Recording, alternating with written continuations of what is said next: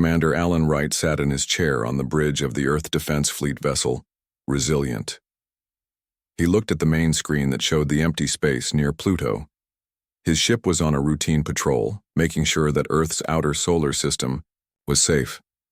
Alan had done this route 12 times before and nothing exciting ever happened. "Commander, I'm picking up something strange," said Officer Judy Barnes. Her voice broke the quiet hum of the bridge. "Long-range scanners show a large object near Pluto's orbit. It wasn't there 10 minutes ago." Alan stood up quickly. "Show me." The main screen changed to show a dark shape against the stars. It was huge, at least 3 times the size of the Resilient. Its shape was odd, not the usual box or cylinder design that most ships used. This one had curves and points that seemed to flow into each other. "Is it a ship?" Alan asked. "I think so, sir," Judy replied. "But it doesn't match anything in our database." Lieutenant Greg Parker spoke up from his station. "Could be a new Centauri design. They've been pushing into this sector lately." Alan shook his head. The Centauri would announce themselves, send out the standard greeting on all channels. Communications Officer Paul Nelson nodded and sent the message. Everyone on the bridge waited, but no answer came. "Try again," Alan ordered, "and run a full scan." Paul sent the message again while Officer Samantha Kelly began the scan. The bridge was quiet except for the soft beep of instruments. "Sir, it's not responding to any frequency," Paul said after 5 minutes. Samantha looked up from her screen with a worried face. "Scan shows energy readings unlike anything I've seen before. It's pulsing, almost like—" "Commander!" Judy shouted. "It's moving toward us!" The dark shape on the screen grew larger as it came closer. Alan felt sweat on his forehead, but kept his voice calm. Battle stations, shields up. Red lights flashed as the crew prepared for possible combat. The Resilient was a good ship, but they had no idea what they were facing. "Sir, should we fire a warning shot?" asked Weapons Officer Ben Collins. "No, we don't fire first," Alan said firmly. "But be ready." The alien ship was now clearly visible on the screen. Its surface wasn't smooth like most ships. It had a texture that reminded Alan of tree bark, but shiny and dark blue. There were no visible weapons or engines, but something about it felt threatening. "It's scanning us," Samantha reported. "Very intense scans. They're going right through our shields." Alan frowned. "That shouldn't be possible with their current shield technology." "Sir, I recommend we back away slowly," said Navigation Officer Maria Diaz. "Show we're not hostile, but keep our distance." "Good idea. Take us back half a click, Maria." The Resilient began to move backwards slowly. For a moment it seemed like the alien ship wasn't reacting. Then bright spots appeared on its surface. "Energy spike!" Samantha yelled. "Evasive maneuvers!" Alan ordered just as beams of blue light shot from the alien ship. Maria turned the ship hard to port, but the blue beams curved in their path, following the Resilient's movement. They hit the shields with a force that shook the whole ship. "Shields at 60% from a single hit," Samantha reported, her voice shaking. "Return fire," Alan ordered. "Target those energy points." The Resilient fired its main weapons. The shots hit the alien ship, creating small explosions on its surface. Dark material flew into space. "Direct hits," Ben confirmed, but then they watched as something impossible happened. The damaged areas on the alien ship began to change. The holes closed slowly, like skin healing over a wound. "Are you seeing this?" Alan asked, not believing his eyes. Samantha was already running new scans. "Sir, that ship, it's repairing itself, almost like it's healing." Another set of blue beams fired from the alien ship. Maria tried a different evasion pattern, but again the beams adjusted their path in a way that defied normal physics. "It's predicting our movements," Maria said as the ship shook with the impact. "Shields at 30%, Samantha reported. "One more hit like that and we're in trouble." Alan made a quick decision.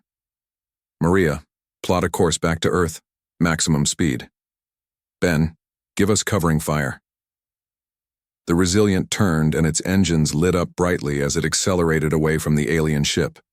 Ben fired all weapons in a spread pattern to slow down their attacker. The alien ship followed but seemed unable to match the Resilient's top speed. After 10 tense minutes, it fell behind and eventually disappeared from their scanners. "We're clear, sir," Judy said with relief in her voice. Alan nodded but didn't relax. "Keep long-range scanners at maximum. I want to know if that thing follows us." In the quiet aftermath, Samantha approached Alan with a data pad. "Sir, I've been analyzing the readings we got from that ship. There's something very strange about it." She showed him the scan results. "Look at its structure. It's not made of metal or any material we use in shipbuilding. It's more like living tissue but incredibly strong. And look at these energy patterns." Alan studied the data. The energy didn't flow through systems like in a normal ship. It pulsed through the whole structure almost like blood flow, he whispered. "These patterns look like blood flow in a living organism." Samantha nodded slowly. "That's what I was thinking. Commander, what if this isn't just a ship with advanced technology? What if it's actually alive?" The idea seemed crazy, but after what they had just seen, the healing, the adaptive weapons, Alan couldn't dismiss it.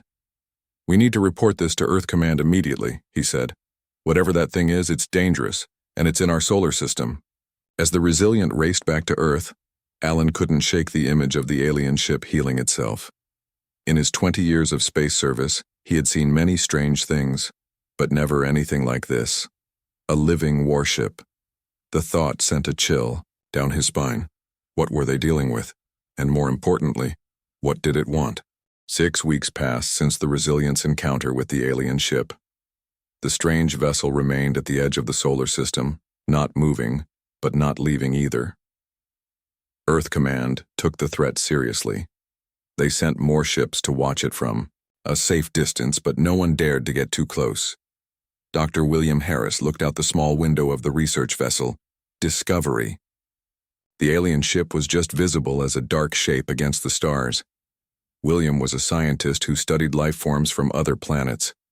When he heard about a possible living ship, he had to see it himself. "Are you sure about this plan?" asked Captain Laura Beck. She didn't like being this close to the alien ship, even with their stealth systems turned on. "We need to know what we're dealing with," William replied. "If this ship is alive, it changes everything we know about space travel." Samantha. Kelly stood nearby, checking her equipment. After the Resilient returned to Earth, she had asked to join this mission. She couldn't stop thinking about the ship that healed itself. "The stealth tech should keep us hidden," Samantha said. "Its sensors didn't detect our probes when we tested them last week." Lieutenant John Martinez, a scientist who studied alien life, nodded in agreement. "We just need to get close enough to take better readings, maybe even get a sample." The fourth member of their team, Sergeant Lisa Brown, checked her weapon. She was a soldier sent to protect the scientists. "I still think this is a bad idea. That thing took down a battle cruiser's shields like they were nothing." William smiled at her. "That's why we're not going in with shields blazing. We're just going to look." Captain Beck sighed. "You have 4 hours. If anything goes wrong, we leave immediately." The team put on their spacesuits and got into the small shuttle. Laura watched as they left the Discovery and moved slowly toward the alien ship. The shuttle's stealth systems made it almost invisible to sensors. As they got closer, they could see the alien ship clearly for the first time. Its surface wasn't smooth like a normal ship. It had ridges and patterns that reminded William of coral reefs on Earth. The dark blue material seemed to shimmer slightly even though there was no light source nearby. "Look at the size of it," John whispered, even though the alien couldn't hear him through space. "It must be at least 2 miles long." "I'm not picking up any shield activity," Samantha said, looking at her instruments. "Either it doesn't have shields or there's something we can't detect." Lisa pointed to a flat area on the ship's surface. "We can land there. It looks stable." The shuttle landed softly on the alien ship. Everyone held their breath, waiting to see if it would react. Nothing happened. "So far so good," William said. "Let's go outside, but be careful not to damage anything." They left the shuttle one by one, using magnetic boots to stay attached to the ship's surface. John took samples of the outer material, while Samantha scanned it with her devices. "This is amazing," Samantha said. This material is like nothing I've seen before. It's not metal or rock. It's more like a crystal, but it has organic compounds in it. Like a shell? William asked. Yes, kind of like that, but much more complex. John looked up from his work. I think I've confirmed your theory, Samantha. This ship is alive, or at least partly alive. This material has cells similar to what we might find in a living creature, but they're combined with crystalline structures. Lisa had been walking around the area, looking for any sign of danger. If this thing is alive, where do we go inside? I don't see any doors or hatches. Maybe it doesn't need them, William said. If it's truly alive, it might not have a crew. Samantha pointed to an area where the surface seemed thinner. The scanner shows less density here. If we wanted to get inside, this would be the place to try. Lisa took out a special cutting tool from her pack. Stand back, I'll make us a door. The tool used a concentrated energy beam to cut through the ship's surface. As Lisa worked, the material made a strange sound, almost like a moan. Finally, she cut a hole big enough for them to enter. Hurry, John said. Look, the edges of the cut were already changing. The material was slowly growing back, trying to close the hole. It's healing itself, just like on the Resilient, Samantha said with excitement. Quick, let's get inside before it closes. They climbed through the hole into the alien ship. Inside was nothing like what they expected. There were no corridors or rooms like on a human ship. Instead, they found themselves in a large chamber with walls that seemed to pulse with soft blue light. Tunnel-like openings led in different directions. The floor was the same material as the outside, but smoother. It's warm in here, William said, checking his suit readings. And there's an atmosphere. Mostly nitrogen and oxygen, similar to Earth, but not exactly the same. I wouldn't take off your helmets, Lisa warned.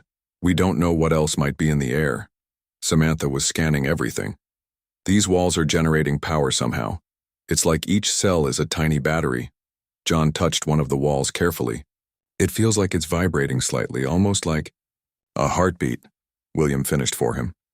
This ship isn't just using biological material. I think the whole ship is one massive organism. But where's the brain? Lisa asked. If this thing is alive, what controls it? Samantha pointed to one of the tunnel openings where the blue light was brighter. The energy readings are stronger that way. If I had to guess, I'd say the control center or brain would be in the middle of the ship. We should take samples from in here too, John said, taking out his tools. As he cut a small piece from the wall, the blue light suddenly turned red. A low sound, like a growl, vibrated through the ship. I think it felt that, Lisa said, raising her weapon. We should go. Wait, Samantha said. Look at this reading. When the color changed, the energy pattern changed too. It's almost like it's in pain, William realized. John, don't take any more samples. But it was too late. The whole ship shuddered, and the opening they had used to enter started to close even faster. We need to leave now, Lisa shouted. They ran toward the exit, but the ship began to change around them. The tunnels shifted and moved like they were alive, which, William thought, they probably were. This way, Lisa called, taking the lead. They ran through the shifting tunnels, trying to find their way back. The red light pulsed faster, and the growling sound grew louder. John tripped and fell behind. Wait, he called. William turned to help him, but a wall suddenly formed between them, cutting John off from the group. John, William shouted, keep going. John's voice came through their radio. I'll find another way. They had no choice but to continue. Finally, they reached the exit just as it was about to close completely. Lisa pushed William and Samantha through before diving through herself. They ran to the shuttle and took off quickly. As they flew away, they could see the alien ship was now glowing red all over its surface. What about John? Samantha asked, looking back at the ship. William shook his head sadly. We'll have to come back for him. Right now, that ship sees us as a threat. As they returned to the Discovery, William looked at the sample John had taken. Despite everything that had gone wrong, they had learned something important. The enemy, Warship, wasn't just a weapon, it was alive, and now it was angry. Back on Earth, Samantha Kelly spent day and night studying the sample they had taken from the living ship. She worked in a special lab deep underground. The sample was kept in a clear container filled with a liquid that kept it alive. Even after 3 days, the piece still glowed with a faint blue light. Samantha looked through her microscope at the sample. Its cells were unlike anything on Earth. They were 10 times more complex than human cells and could change their structure in seconds. "Any progress?" Dr. William Harris asked as he entered the lab. He looked tired. They all did. No one had slept well since leaving John Martinez behind on the alien ship. "I found something interesting," Samantha said. "These cells contain a structure similar to DNA but much more complex. It's like they can store more information than our DNA can." William looked through the microscope. "Could that explain how the ship thinks? Maybe each cell holds part of its memory or intelligence." "Maybe. But there's something else," Samantha said. She pressed a button and a screen showed a pattern of energy moving through the sample. "Every few hours this sample sends out a signal. It's weak, but it's there. I think it's trying to communicate with the main ship." William's eyes widened. "Could we use that signal to communicate with the ship ourselves? Maybe find out what happened to John?" "I'm working on it, but it's not easy to understand a language based on energy patterns." Meanwhile, on the alien ship, John Martinez wasn't dead. When the wall had separated him from the others, he had tried to find another way out. But the tunnels kept changing, leading him deeper into the ship. Eventually, he had found himself in a large chamber at the center of the ship. The chamber was filled with a bright blue light. In the middle was a pool of glowing liquid. John had approached it carefully, scanning it with his devices. The readings showed it was some kind of highly complex organic fluid, similar to the sample they had taken but in liquid form. As he stood near the pool, a tendril of the liquid had risen up and touched his helmet. Before he could move away, the liquid had somehow passed through his helmet and touched his skin. That was the last thing John remembered before losing consciousness.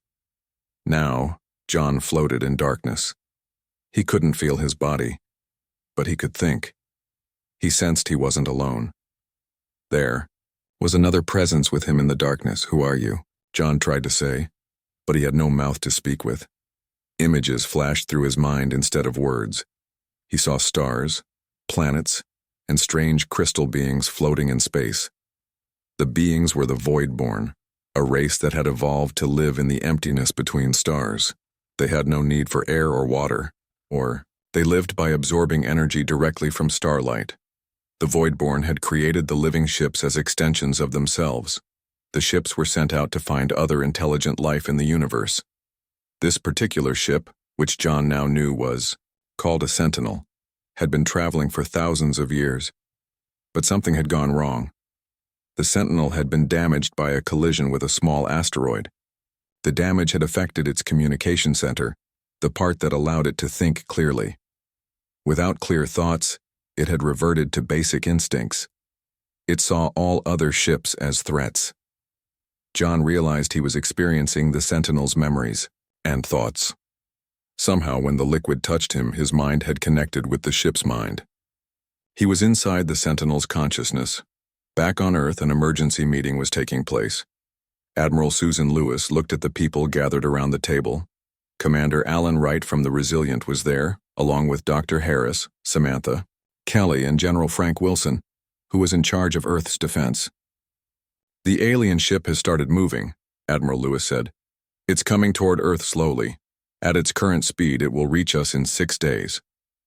We need to destroy it before it gets here," General Wilson said. "We've seen what its weapons can do. Imagine if it attacks Earth."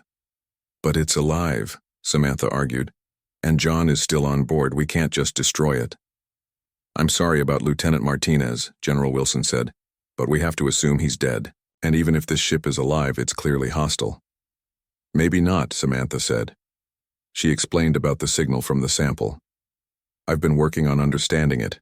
I think the ship is damaged, not hostile. Its behavior is like an animal, in pain, striking out because it's hurt and scared." Admiral Lewis frowned. "That doesn't change the fact that it's heading toward Earth with weapons that can cut through our best shields." "But what if we could communicate with it?" William asked. Explain that we're not a threat? How would we do that? Commander Wright asked. Samantha took a deep breath.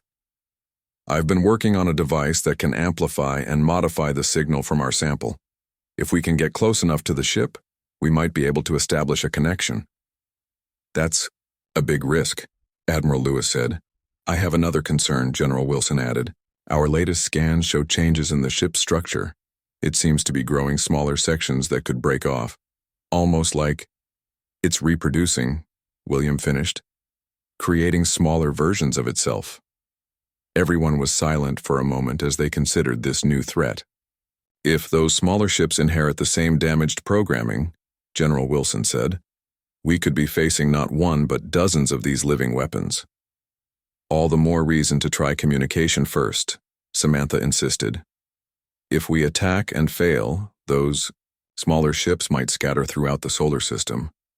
But if we can heal the main ship, fix whatever is damaged in its thinking, it might call off the attack, Admiral Lewis thought for a moment.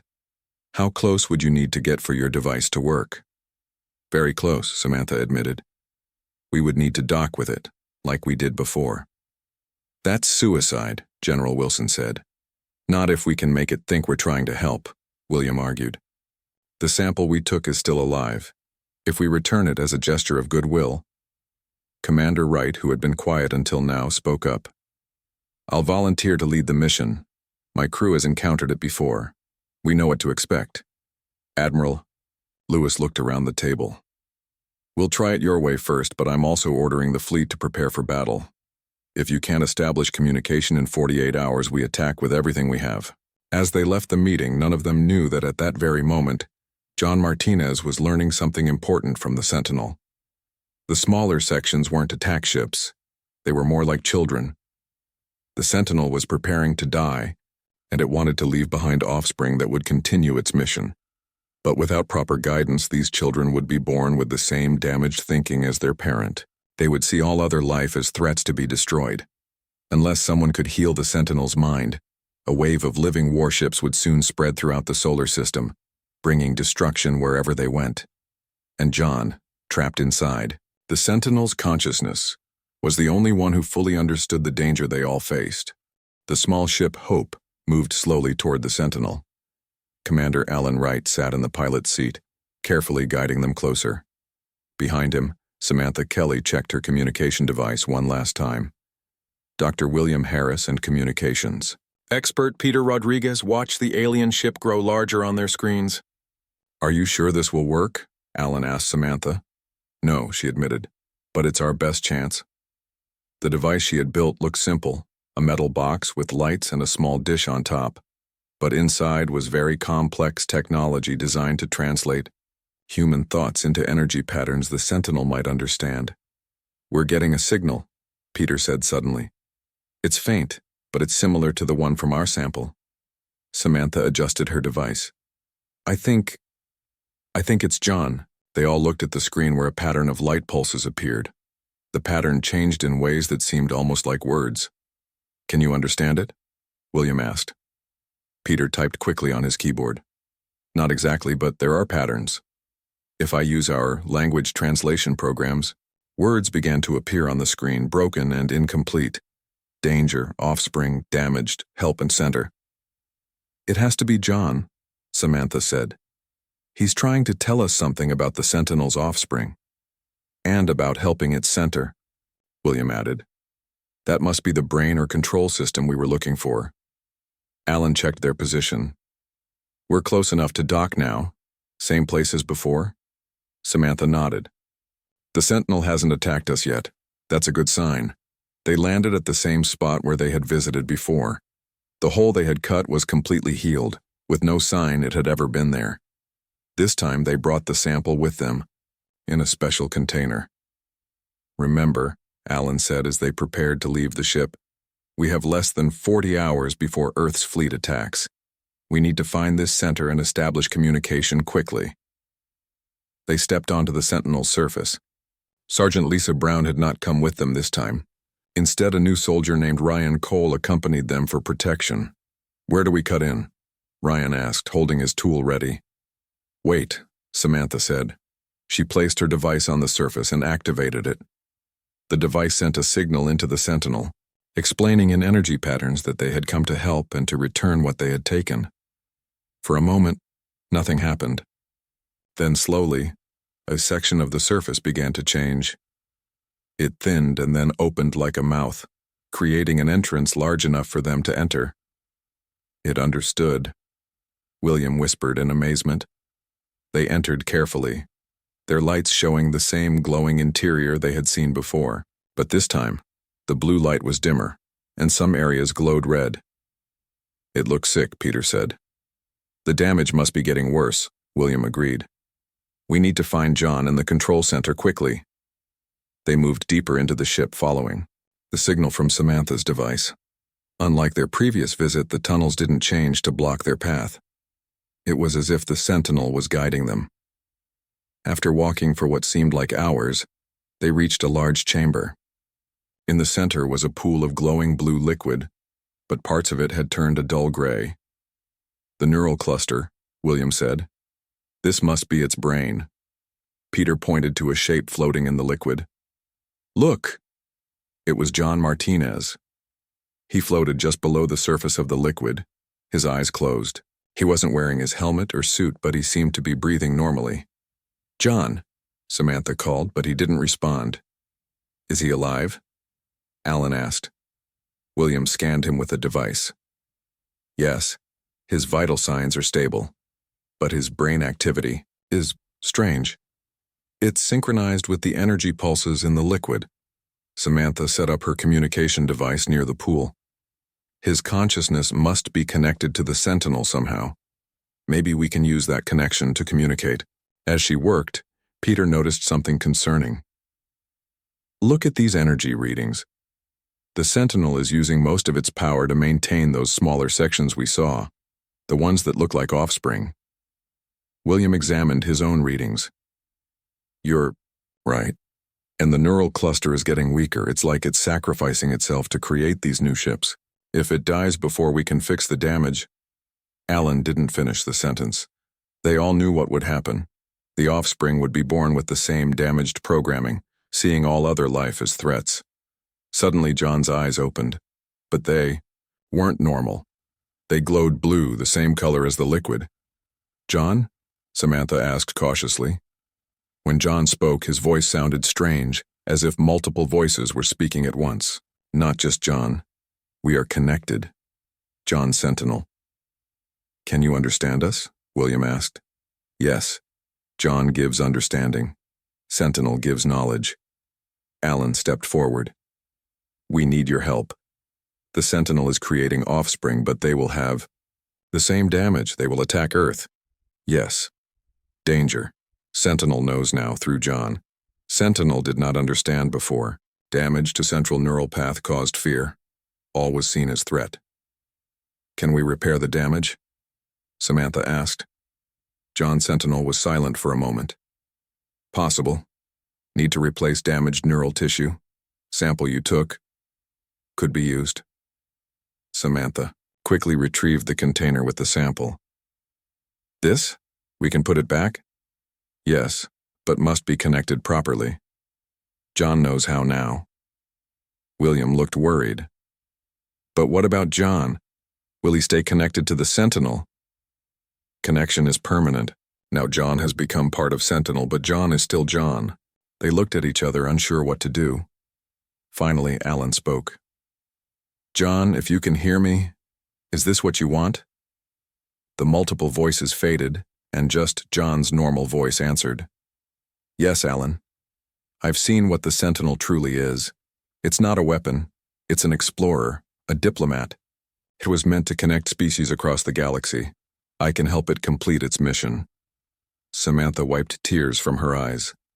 Then tell us what to do.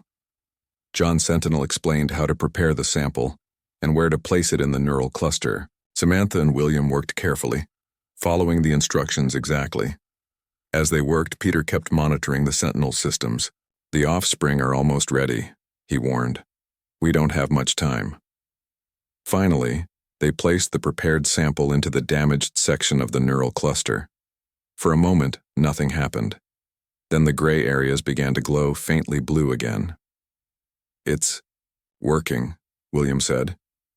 But then the whole ship shuddered. Red lights flashed throughout the chamber. "What's happening?" Alan asked. John Sentinel's voice was urgent.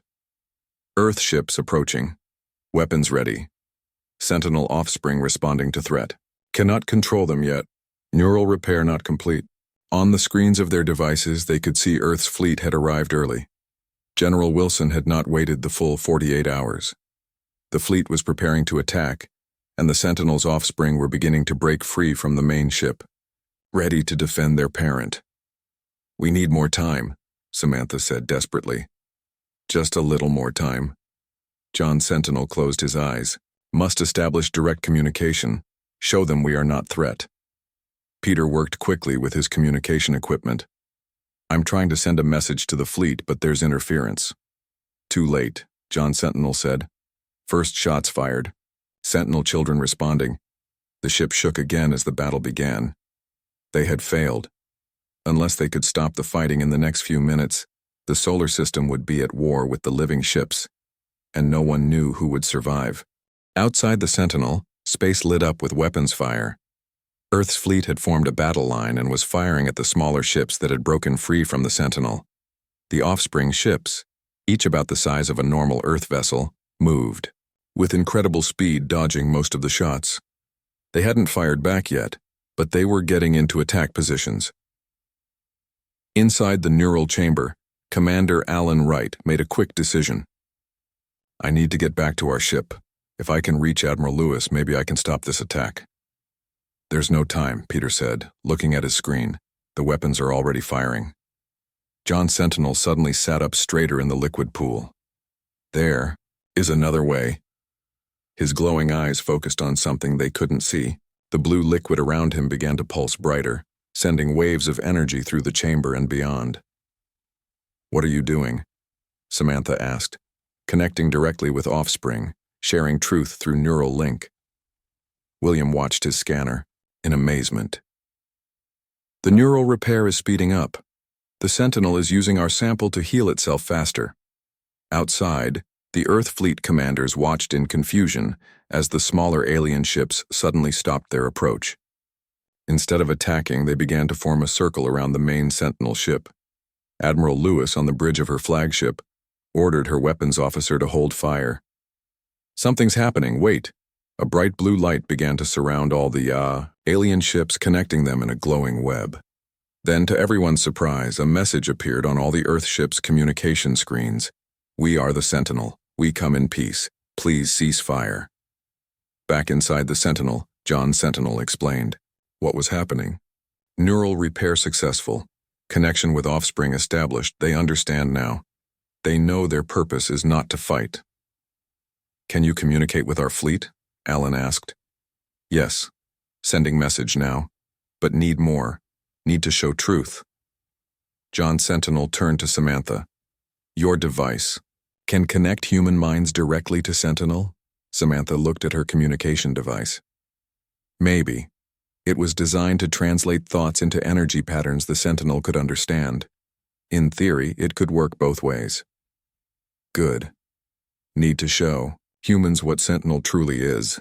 Words not enough." While Samantha adjusted her device, Alan contacted the Hope. "This is Commander Wright. Tell the fleet to stand down. We've established communication with the Sentinel. It's not hostile." On the flagship, Admiral Lewis received Alan's message. She was skeptical but curious about the strange blue light surrounding the alien ships. "General Wilson, your opinion?" she asked. General Wilson frowned. "It could be a trick.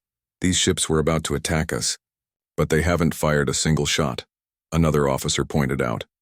Admiral Lewis made her decision. "Hold position. Do not fire unless fired upon. Let's see what Commander Wright has found." Meanwhile, Samantha had finished modifying her device. "It's ready, but I don't know if it will work across space to the fleet." "Sentinel will amplify," John Sentinel said. "Who will connect?" Alan stepped forward. "I will. Admiral Lewis knows me. She'll trust what I show her." Samantha attached small sensors to Alan's temples. This will create a direct neural link between you, the Sentinel, and whoever receives the signal on the other end. Ready? Alan said. John Sentinel closed his eyes. The blue liquid began to glow even brighter. Samantha activated her device, and Alan felt a strange sensation, like his mind was stretching across space.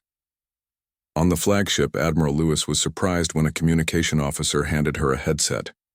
"We're receiving a strange signal, Admiral. It seems to be coming from Commander Wright, but it's not a normal communication." Curious, she put on the headset. Instantly, her mind filled with images and feelings that weren't her own. She saw the stars from the perspective of a crystal being floating in space. She felt the joy of discovery as the being explored new worlds. She understood the purpose of the Sentinels, to find other intelligent life and create connections between different species. She experienced the damage to the Sentinel, felt its confusion and fear when it could no longer understand its own purpose. She saw how it mistook Earthships for threats because it couldn't think clearly. Finally, she saw the truth about the offspring. They weren't weapons, but the next generation of explorers, meant to continue the mission of connection and peace. When the vision ended, Admiral Lewis removed the headset with shaking hands. "Stand down all weapons," she ordered. "These ships are not our enemies." Back in the Sentinel, Alan opened his eyes. "It worked. The fleet is standing down." John Sentinel nodded. "Good. Now Sentinel can complete healing. Offspring can learn true purpose." "What happens now?" William asked. "Will you and the Sentinel leave?" "No," John Sentinel said. "Sentinel's mission is to connect species. Now that connection with humans has begun, Sentinel will stay to learn more, to teach more." "And you, John?" Samantha asked quietly. "Will you stay connected to the Sentinel?" John Sentinel smiled, looking more like the human John they knew. "I am still John, but I am also part of something greater now. I have seen the stars as the Voidborn see them. I have felt the joy of pure exploration. I choose to remain as I am." Over the next few days, more humans visited the Sentinel. Scientists, diplomats, and curious people came to learn about the living ship and the Voidborn who had created it. The Sentinel's offspring, now fully healed in their thinking, began to prepare for their own journeys to distant stars, carrying messages of peace from both the Voidborn and humanity. 1 month after the near battle, Samantha Kelly stood in a new chamber that had grown inside the Sentinel. The chamber was designed for humans to visit comfortably, with chairs and tables that had formed naturally from the Sentinel's living material. John Sentinel entered the chamber. He looked almost normal now, except for the faint blue glow in his eyes. "The Admiral has approved our proposal," he said. "Humans will help create a network of communication stations throughout the solar system. When the next Voidborn ships arrive, we'll be ready to greet them properly." "I still can't believe it," Samantha said. "A few weeks ago we thought we were facing an enemy warship.